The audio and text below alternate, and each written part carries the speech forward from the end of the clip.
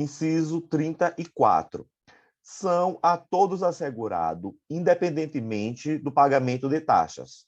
A. O direito de petição aos poderes públicos em defesa de direitos ou contra ilegalidade ou abuso de poder. B. A obtenção de certidões em repartições públicas para a defesa de direitos e esclarecimento de interesses pessoais. Aqui o professor Vitor Cruz coloca atenção a uma pegadinha. O direito de receber informações do 33, no inciso 33, o direito de obter certidões está restrito ao interesse pessoal. Então, informações no 33 é interesse pessoal e da coletividade, e o 34, obter certidões, é interesse pessoal. Então as aí bancas trocam. Isso, e aí eu vejo eles em cotejo, porque eu não vou errar isso. Porque eu sei que lá em cima, o direito de obter informação, que pode ser pessoal ou coletivo ou geral, essa informação, se não me for dada, eu vou entrar com o quê? Habeas data, quando é pessoal. Quando é coletivo ou geral, mandado de segurança. Aí, quando eu venho aqui para baixo, Maria, o direito de obter certidões, se eu já tenho a informação, mas eu quero a certidão, vai caber o que você me ensinou? MS. Aí, súmula vinculante 21. É inconstitucional a exigência de depósito ou arrolamento prévio de dinheiro ou bens para a admissibilidade de recurso administrativo. Antigamente tinha muito, né?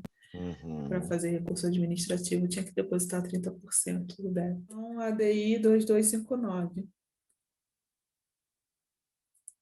A Constituição da República garante aos cidadãos brasileiros e aos estrangeiros residentes no país a gratuidade na obtenção de certidões nas repartições públicas, desde que para a defesa de direitos e esclarecimento de situações de interesse pessoal.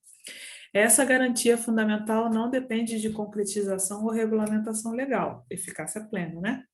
Uma vez que se trata de garantia fundamental dotada de eficácia plena e aplicabilidade imediata. O direito à gratuidade das certidões, contido no artigo 5º 34b da Carta Magna, também inclui as certidões emitidas pelo Poder Judiciário, inclusive aquelas de natureza forense. A Constituição não fez qualquer ressalva com relação às certidões judiciais ou aquelas oriundas do Poder Judiciário. Todavia, a gratuidade não é irrestrita, nem se mostra absoluta, pois está condicionada à demonstração pelo interessado de que a certidão é solicitada para a defesa de direitos ou esclarecimento de situações de interesse pessoal.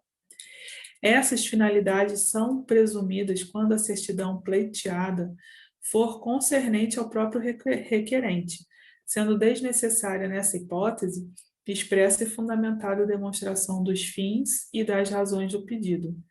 Quando o pedido tiver como objeto interesse indireto ou de terceiros, mostra-se imprescindível a explicitação das finalidades do requerimento. Pete interessante, olha, direito de petição ou certidão, MS na mão. Inciso 35. A lei não excluirá da apreciação do Poder Judiciário lesão ou ameaça a direito.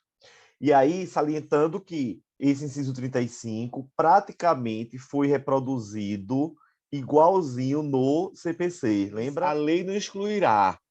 E o próprio CPC, que já é a lei, diz: não se excluirá da apreciação jurisdicional a ameaça ou a lesão a direito. O bom é que ambos os normativos, né, tanto a Constituição quanto o próprio CPC, ele enfatiza a impossibilidade de exclusão de apreciação do Poder Judiciário, tanto de lesão quanto ameaça à lesão a direito. A Constituição, ela garante esse acesso irrestrito, né, no que tange a lesão, a ameaça de lesão ao Poder Judiciário. Então ela diz que se eu, Constituição, já garanto isso, nenhuma lei que está abaixo de mim vai poder diminuir isso. E aí vem o CPC e diz, realmente, eu, CPC, não excluirei nenhuma lesão ou ameaça a direito da apreciação do judiciário. Contraponto que a gente faz é a questão do habeas data, que culturalmente ficou assim, e a lei reafirmou isso, como condição da ação a negação do pedido, né? Então, conjugando com 35, como eu falei, não precisa ter essa negativa expressa se houver muita demora, fica uma negativa tácita. E também se a decisão não for corretamente ou claramente fundamentada. Súmula vinculante 28, é inconstitucional a exigência do depósito prévio como requisito de admissibilidade de ação judicial na qual se pretenda discutir a exigibilidade do crédito tributário. Súmula 667, viola a garantia constitucional de acesso à jurisdição a taxa judiciária calculada sem limite sobre o valor da causa. ADPF 165, acordo. Homologação de instrumento de acordo coletivo que prevê o pagamento das diferenças relativas aos planos econômicos Bresser, Verão e Collor II, bem como a não ressarcibilidade das diferenças referentes ao plano Collor I. Decisão do Supremo Tribunal Federal que assume o caráter de marco histórico na configuração do processo coletivo brasileiro, como forma de ampliação do acesso à justiça, diante da disseminação das lides repetitivas no cenário jurídico nacional atual e da possibilidade de solução por meio de processos coletivos. Inciso 36. A lei não prejudicará o direito adquirido, o ato jurídico perfeito e a coisa julgada. Aqui lembrando que essas definições vêm na Lei de Introdução às Normas do Direito Brasileiro, né, a LINDB, no artigo 6º. E é interessante que a Constituição fala no termo lei, né? A lei. Então, uma nova Constituição, com o poder constituinte originário sendo ilimitado, poderia atingir, né? Quanto à emenda constitucional, a questão é controversa, porque aí já é poder constituinte derivado. ADI 493 do STF, o disposto no artigo 5º 36 se aplica a toda e qualquer lei infraconstitucional, sem qualquer distinção entre lei de direito público e lei de direito privado, ou entre lei de ordem pública e lei dispositiva. Súmula vinculante 35, a homologação da transação penal prevista no artigo 76 da Lei 9.099 não faz coisa julgada material e, descumpridas suas cláusulas, retoma-se a situação anterior, possibilitando ao Ministério Público a continuidade da persecução penal mediante oferecimento de denúncia ou requisição de inquérito policial. Súmula vinculante 9, o disposto no artigo 127 da Lei 7.210 de 84, LEP, foi recebido pela ordem constitucional vigente e não se lhe aplica o limite temporal previsto no artigo 58 caput. Súmula vinculante 1, ofende a garantia constitucional do ato jurídico perfeito a decisão que, sem ponderar as circunstâncias do caso concreto, desconsidera a validez e eficácia do acordo constante do termo de adesão instituído pela Lei Complementar 110 de 2001. Súmula 725. É constitucional o parágrafo 2º do artigo 6º da Lei 8.024 de 90, resultante de conversão da MP 168 de 90, que fixou o BTN fiscal como índice de correção monetária aplicável aos depósitos bloqueados pelo Plano Collor I. Súmula 678, são inconstitucionais os incisos 1 e 3 do artigo 7º da Lei 8162 de 91, que afastam para efeito de anuênio e de licença-prêmio a contagem do tempo de serviço regido pela CLT dos servidores que passaram a submeter-se ao regime jurídico único. Súmula 654, a garantia da irretroatividade da lei prevista no artigo 5º 36 não é invocável pela entidade estatal que a tenha editado. É tipo se beneficiar da própria torpeza, né? Súmula 524, arquivado o inquérito policial por despacho do juiz a requerimento do promotor de justiça, não pode ação penal ser iniciada sem novas provas. Súmula 443, a prescrição das prestações anteriores ao período previsto em lei não ocorre quando não tiver sido negado, antes daquele prazo, o próprio direito reclamado ou a situação jurídica de que ele resulta. Súmula 343, não cabe ação rescisória por ofensa à literal disposição de lei, quando a decisão recidenda se tiver baseada em texto legal de interpretação controvertida nos tribunais. Súmula 239, decisão que declara indevida a cobrança do imposto em determinado exercício não faz coisa julgada em relação aos posteriores. ADI 3005.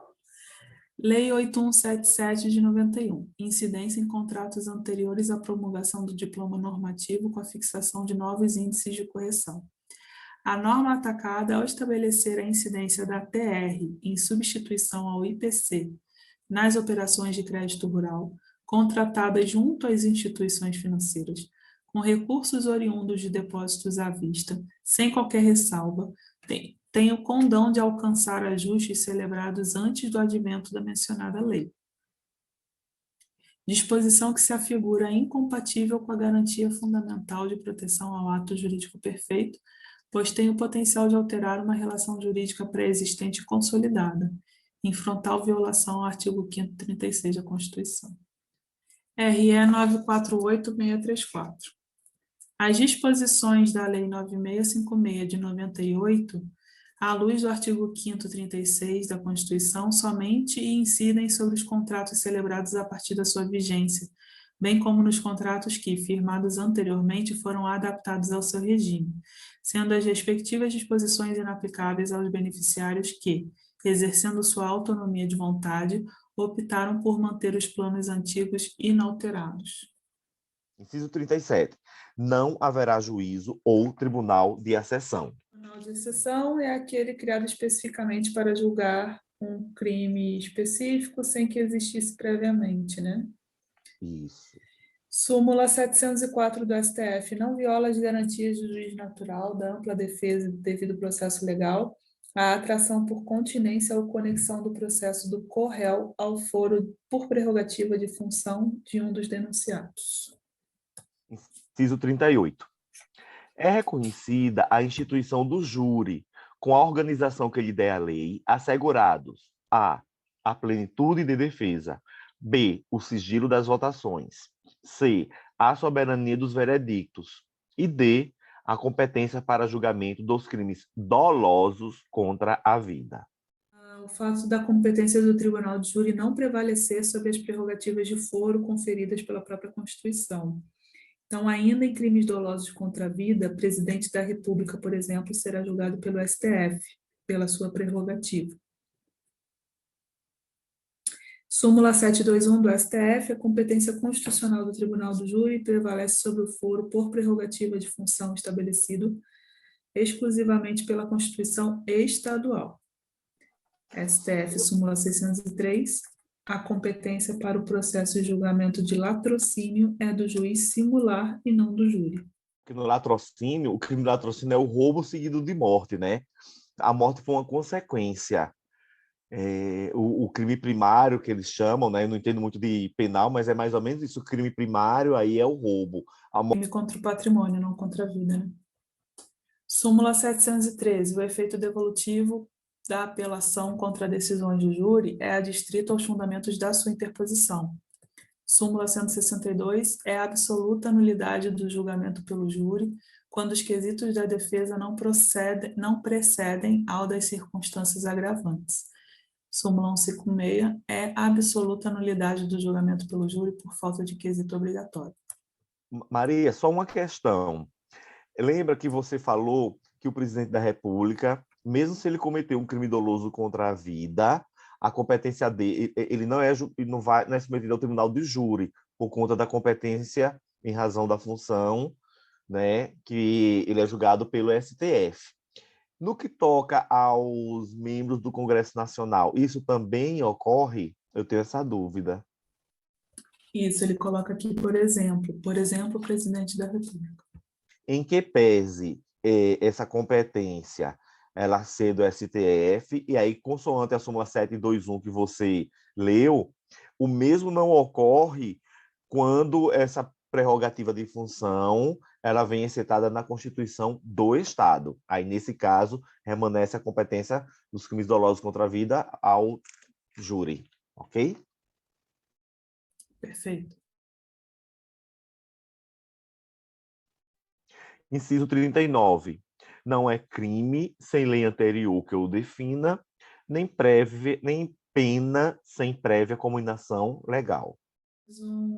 Uma súmula 711 do STF. A lei penal mais grave aplica-se ao crime continuado ou ao crime permanente, caso ela entre em vigor anteriormente à cassação da continuidade, ou caso ela entre em vigor anteriormente à cessação da continuidade ou da permanência. Ou seja, se a lei de pena mais grave entrou em vigor quando ainda estava tendo a continuidade do crime, ela quem será aplicada, ok? Inciso 40.